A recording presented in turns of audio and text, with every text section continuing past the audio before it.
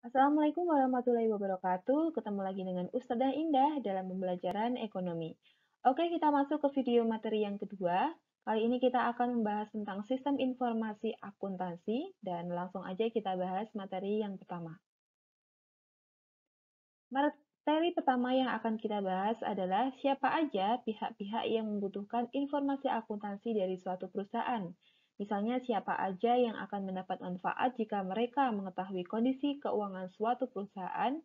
Nah, pemakai informasi akuntansi secara umum kita bagi menjadi dua, yaitu pihak internal dan eksternal.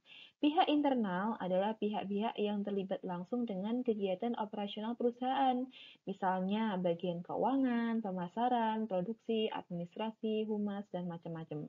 Nah, yang termasuk sebagai pihak internal, misalnya di sini ada manajer, supervisor, direktur, dan CEO. Nah, misalnya manajer keuangan atau manajer pemasaran. Nah, itu termasuk sebagai pihak internal. Selanjutnya adalah pihak eksternal. Ada kurang lebih 7 pihak di luar lingkungan suatu perusahaan yang juga bisa memakai informasi akuntansi suatu perusahaan. Yang pertama adalah kreditur. Kreditur adalah pihak eksternal yang memberikan pinjaman dana kepada pengusaha. Nah, untuk menentukan apakah suatu perusahaan itu layak untuk diberi pinjaman atau memiliki jaminan mampu membayar cicilan pinjaman dan bunganya juga, kreditur membutuhkan informasi tentang kondisi keuangan suatu usaha. Apakah keuangan mereka stabil atau naik turun secara ekstrim, trennya labanya naik atau menurun. Pihak eksternal yang kedua adalah pemerintah. Nah, pemerintah perlu mengetahui laporan keuangan suatu usaha karena hal ini ada kaitannya dengan seberapa besar jumlah pajak yang akan dikenakan ke perusahaan itu. Begitu juga dengan hubungan terhadap penentuan upah pekerja.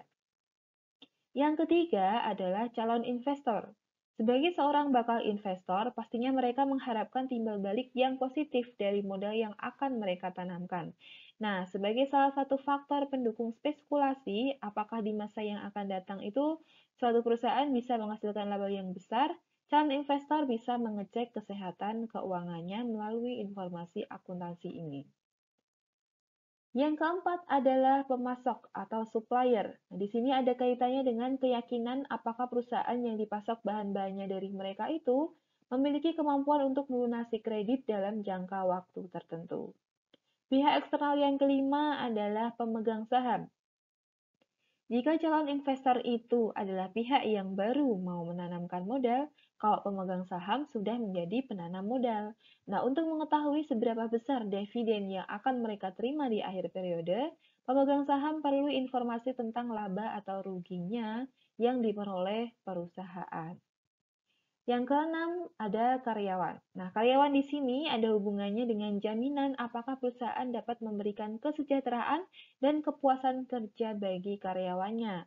Misalnya, diketahui selama 1 tahun perusahaan mengalami penurunan laba. Nah, ini kan akan memberikan sinyal bagi karyawannya apakah mereka akan terus bekerja atau keluar atau malah di PHK dari perusahaan tempat dia bekerja. Dan yang terakhir atau yang ketujuh adalah masyarakat. Manfaat yang diperoleh masyarakat ketika mengetahui kondisi keuangan suatu perusahaan berkaitan dengan hak untuk memperoleh CSR atau Corporate Social Responsibility. Dalam bahasa Indonesianya adalah manfaat sosial dari perusahaan. Misalnya, perusahaan bisa mengurangi pengangguran di sekitar lingkungan usahanya dengan merekrut pekerja yang tinggal di sekitar lingkungan usaha atau melakukan perbaikan fasilitas umum, dan masih banyak lagi. Oke, itu tadi pihak-pihak dari internal dan eksternal yang dapat memakai informasi akuntansi suatu perusahaan. Kita lanjut ke materi selanjutnya. Karena informasi akuntansi ini dibutuhkan oleh banyak pihak, maka sebaiknya laporan keuangan ini dapat menyajikan semua informasi yang dibutuhkan oleh pihak internal maupun eksternal tersebut. Oleh karena itu, laporan keuangan yang baik adalah laporan yang memiliki sifat-sifat berikut ini. Sifat yang pertama adalah relevan.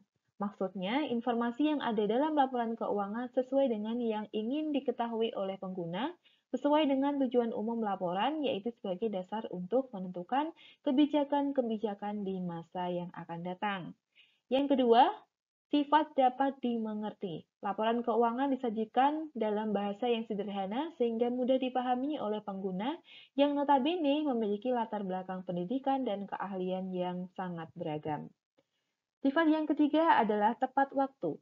Karena laporan keuangan digunakan sebagai dasar untuk membuat kebijakan, agar kebijakan tepat sasaran, maka laporan keuangan yang dibuat juga harus disusun sesuai tenggat waktu kapan informasi keuangan itu dibutuhkan. Yang keempat ada daya banding. Laporan keuangan disusun dengan kaidah-kaidah baku yang membuat informasi yang diberikan dapat dibandingkan dengan laporan keuangan periode sebelumnya atau dengan laporan keuangan perusahaan lain yang sejenis, sehingga bisa mendukung pembuatan kebijakan. Sifat yang kelima ada daya uji. Laporan keuangan sebaiknya disusun secara teliti dan akurat sesuai dengan apa yang sebenarnya terjadi dalam suatu usaha, dan daya uji ini biasanya dilakukan oleh auditor. Sifat yang keenam ada netral. Informasi laporan keuangan tidak dengan sengaja ingin memberikan keuntungan atau kerugian pada pihak-pihak tertentu. Yang ketujuh dan atau yang terakhir, nilai prediksi. Nah, laporan keuangan adalah hasil ringkasan keuangan yang telah terjadi dalam suatu perusahaan selama satu periode yang lalu. Nah, ini diharapkan bisa memberikan spekulasi bagaimana kinerja perusahaan di periode yang akan datang. Nah, itu tadi sifat-sifat yang sebaiknya ada dalam laporan keuangan agar tujuan utama akuntansi itu bisa tercapai. Nah, barusan kita sudah membahas tentang seperti apa sifat laporan yang baik. Nah, selanjutnya, pertanyaannya adalah, jadi gimana cara biar laporan keuangan yang kita buat itu memiliki sifat-sifat yang udah disebutkan tadi? Nah, caranya adalah dengan melaksanakan prinsip dasar akuntansi. Nah, prinsip dasar akuntansi ini sangat penting diterapkan agar selama proses pencatatan, pengikhtisaran, sampai pelaporan keuangan, semua akuntan melaksanakan dengan cara, metode, dan prosedur yang seragam, sehingga informasi dari laporan keuangan itu mudah dipahami. Nah, oke, kita bahas aja prinsip yang pertama. Prinsip realisasi penghasilan. Nah, dalam akuntansi ditetapkan apa saja transaksi yang dianggap sebagai penghasilan usaha. Yang pertama adalah pendapatan yang diperoleh dari hasil penjualan barang atau jasa produk kita. Yang kedua ada kontrak atau perjanjian yang sudah deal, maksudnya udah jelas harga dan pasti diteken. Dan yang ketiga adalah ketika kita menerima pembayaran piutang, terutama untuk transaksi kredit yang berisiko nggak tertagih. Prinsip kedua ada prinsip harga perolehan. Nah, dalam akuntansi ada istilah harga perolehan. Nah, apa itu harga perolehan? Harga perolehan adalah seluruh pengeluaran yang dikorbankan untuk memperoleh suatu barang atau jasa. Nah, prinsip harga perolehan berarti jumlah pengeluaran yang kita korbankan untuk memperoleh barang atau jasa itu nilainya sama atau udah disepakati oleh dua pihak, baik penjual maupun pembeli. Misal harganya diberi diskon, yang nilai setelah diskon harus sama buat kedua pihak. Prinsip yang ketiga adalah prinsip objektif. Nah, prinsip objektif ini adalah transaksi atau informasi dicatat itu ada buktinya, ada bukti wujudnya, misalnya ada barangnya, ada kwitansinya, ada surat perjanjiannya, dan masih banyak lagi. Prinsip yang keempat adalah prinsip pengungkapan penuh. Nah, dalam proses akuntansi, semua informasi yang masuk dilaporkan secara rinci agar bisa digunakan untuk bahan pertimbangan bagi pihak-pihak pengguna laporan keuangan. Dan yang terakhir adalah prinsip konsistensi. Nah, prinsip ini ada hubungannya dengan sifat laporan keuangan, yaitu memiliki daya banding. Makanya laporan keuangan bisa dibandingkan ketika proses akuntansi harus menggunakan teori, metode, pedoman, dasar, dan praktik akuntansi yang baku dan juga diterapkan di periode-periode sebelumnya. Nah, itu tadi prinsip-prinsip dasar akuntansi yang harus diterapkan selama proses akuntansi agar laporan keuangan yang kita hasilkan itu bisa digunakan informasinya dengan baik. Oke, selanjutnya kita akan membahas tentang keterbatasan informasi akuntansi. Akuntansi itu kan ciptaannya manusia yang berawal dari konsep sederhana lalu dikembangkan sedemikian rupa sesuai dengan kebutuhan manusia. Nah, yang namanya ciptaan manusia itu kan pasti nggak ada yang sempurna. Jadi informasi akuntansi ini juga punya keterbatasan. Yang pertama, tidak memberikan laporan yang tepat waktu. Seperti yang sudah dijelaskan sebelumnya, bahwa laporan keuangan itu kan melaporkan apa yang telah terjadi di masa lalu selama kurun waktu tertentu. Nah, kalau misalnya pembuat kebijakan itu benar-benar mau tepat sasaran banget, maka laporan keuangan itu harus dilaporkan setiap saat. Nah, tentu saja hal ini semacam repot banget ya. Maka kecuali dengan bantuan komputer, mungkin kemungkinan bisa terlaksananya lebih besar. Makanya dengan keterbatasan itu dibuatlah kebijakan periode akuntansi tertentu, misalnya untuk seminggu, sebulan, kuartal, tahunan, dan lain-lain. Nah, yang kedua, informasi akuntansi itu tidak memberikan informasi secara rinci. Nah, di pembahasan sebelumnya Ustazah sempat membahas tentang prinsip pengungkapan penuh. Ini bertolak belakang dengan bahasan kita sekarang. Maksudnya di sini gimana? Nah, informasi akuntansi itu penyajiannya membahas kondisi keuangan secara keseluruhan, bukan per produk yang dihasilkan. Keterbatasan yang ketiga adalah tidak mengungkapkan nilai bisnis atau ekonomi. Nah, ini mengulik lagi materi kelas 10 tentang pengertian biaya di ekonomi dan akuntansi. Biaya secara ekonomi terdiri dari biaya eksplisit dan implisit. Eksplisit adalah harga suatu barang atau jasa yang bisa dilihat secara objektif. Misalnya ada buku harganya 50.000, ada sepatu harganya 100.000. Nah, itu adalah biaya eksplisit. Sementara biaya implisit adalah biaya peluang atau kita kenal dengan opportunity cost. Nah, biasanya dalam biaya implisit ini, biaya yang artinya adalah biaya terbesar yang dikorbankan karena memilih barang lain. Misalnya kita memilih buku, maka kan harganya yang dikeluarkan kan 50.000 daripada sepatu yang harganya 100.000. Maka dilihat dari sudut pandang ekonomi, biaya eksplisitnya adalah 50.000, sementara biaya implisitnya atau biaya peluangnya itu 100.000. Nah, hal ini berbeda dengan definisi biaya dari sudut pandang akuntansi. Pencatatan dalam akuntansi hanya akan menginput informasi bahwa kita sudah mengeluarkan uang 50.000 untuk beli buku dan mengabaikan biaya peluang sebesar 100.000. Keterbatasan yang terakhir adalah informasi akuntansi mengabaikan informasi moneter. Nah, ini ada hubungannya dengan poin ketiga tadi. Karena akuntansi hanya mencatat biaya eksplisit, maka fenomena ekonomi yang tidak berwujud tidak dapat disampaikan dalam laporan keuangan.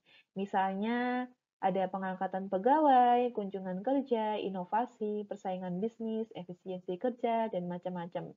Padahal hal-hal seperti ini dalam dunia usaha juga memiliki pengaruh yang cukup signifikan dalam mendukung kinerja perusahaan. Nah, itu tadi keterbatasan informasi akuntansi dan untuk membackup kekurangan ini, maka diperlukan pengetahuan pendukung lainnya dalam membaca laporan keuangan agar kebijakan yang diambil itu bisa tetap tepat sasaran. Dikarenakan informasi akuntansi yang harus dicatat dalam suatu usaha itu sangat banyak jenisnya, maka dibuatlah pengelompokan bidang-bidang akuntansi berdasarkan transaksi apa yang mereka tangani. Nah, di sini disajikan ada 8 bidang akuntansi. Yang pertama ada akuntansi keuangan. Nah, tugasnya adalah menyusun laporan keuangan yang akan digunakan sebagai dasar pembuatan kebijakan. Akuntansi pemeriksaan. Nah, di sini tugasnya memeriksa kewajaran laporan keuangan secara objektif dan independen. Nah, ini tidak dipengaruhi oleh kepentingan tertentu. Ada akuntansi biaya.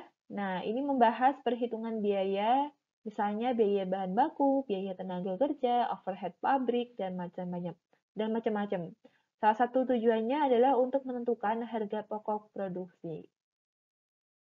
Bidang akuntansi yang keempat adalah akuntansi manajemen. Nah, pihak ini adalah pihak yang mengambil keputusan lanjutan dari laporan keuangan yang sudah disusun tadi, yang disusun oleh akuntansi keuangan. Akuntansi anggaran, menyusun rencana anggaran perusahaan di masa yang akan datang, misalnya berapa dana yang dibutuhkan, sumber dananya dari mana, alokasi dananya gimana, dan lain-lain. Selanjutnya ada akuntansi perpajakan. Nah, di sini tugasnya adalah untuk menghitung besar pajak berdasarkan laba yang didapatkan oleh perusahaan, membayar mewakili perusahaan dalam urusan perpajakan juga.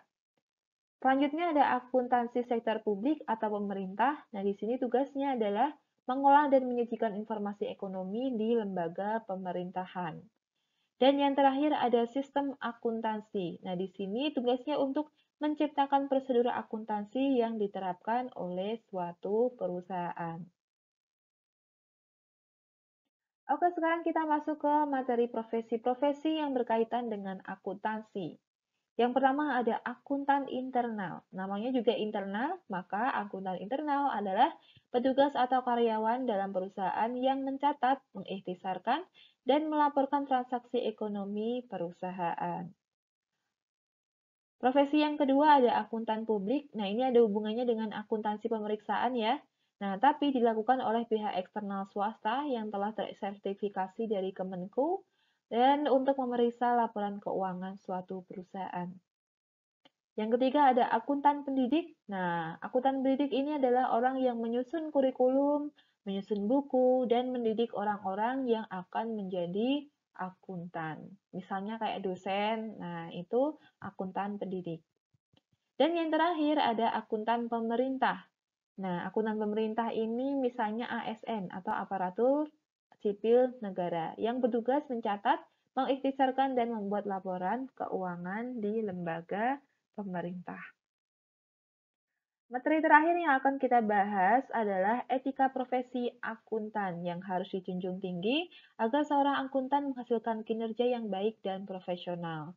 Nah, etika profesi akuntan ini adalah kaidah dan norma yang harus ditaati oleh seorang akuntan dalam menjalankan profesinya. Nah, ada 5 prinsip dasar dari etika profesi. Yang pertama ada prinsip integritas, prinsip objektivitas, prinsip kompetensi, kecermatan, dan kehati-hatian, prinsip kerahasiaan, dan prinsip perilaku profesional. Nah, itu tadi materi akuntansi sebagai sistem informasi yang kita bahas dalam video kali ini. Semoga ilmunya bermanfaat. Semangat terus belajar akuntansi. Wassalamualaikum warahmatullahi wabarakatuh, and see ya.